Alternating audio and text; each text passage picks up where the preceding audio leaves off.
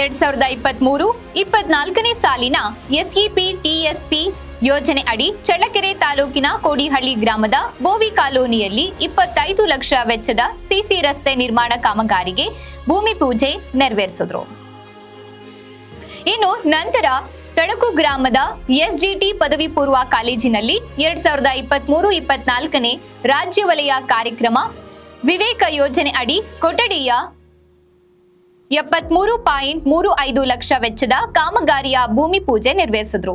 ಇದೇ ಸಂದರ್ಭದಲ್ಲಿ ತಳಕು ಮತ್ತು ನಾಯಕನಹಟ್ಟಿ ಬ್ಲಾಕ್ ಕಾಂಗ್ರೆಸ್ ಅಧ್ಯಕ್ಷ ನಾಗೇಶ್ ರೆಡ್ಡಿ, ಕಾಂಗ್ರೆಸ್ ಮುಖಂಡ ಕೋಡಿಹಳ್ಳಿ ಜಿಎಸ್ ತಿಪ್ಪೇಸ್ವಾಮಿ, ಮನ್ನೆಕೋಟೆ ಗ್ರಾಮ ಪಂಚಾಯಿತಿ ಅಧ್ಯಕ್ಷೆ ಪ್ರತಿಭಾ, ಉಪಾಧ್ಯಕ್ಷ ಜ್ಯೋತಿ, ಸದಸ್ಯರಾದ M Ramesh, ST Revanna, Channamma, Rajanna, PDO AR Netravathi, Kodihalli ಸಮಸ್ತ ಗ್ರಾಮಸ್ಥರು ಉಪಸ್ಥಿತರಿದ್ದರು.